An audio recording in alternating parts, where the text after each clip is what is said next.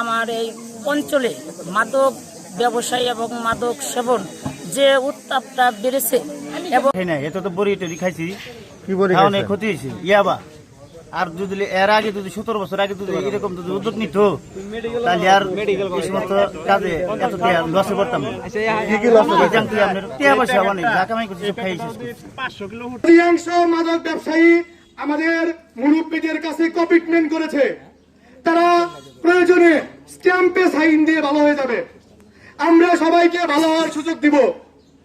কিন্তু স্ট্যাম্পে সাইন দিয়ে আবার আমরা যখন ঢাকায় সবাই চলে যাব, আবার মাদক খাবেন, আপনাদের চামড়াতে আমরা টুকটুকি বানাবো।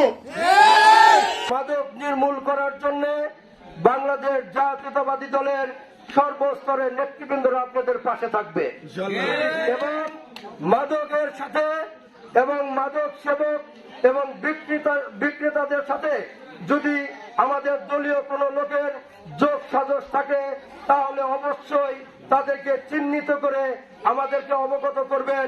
আমরা সাংগঠনিকভাবে সিদ্ধান্ত নিব তাদের বিরুদ্ধে।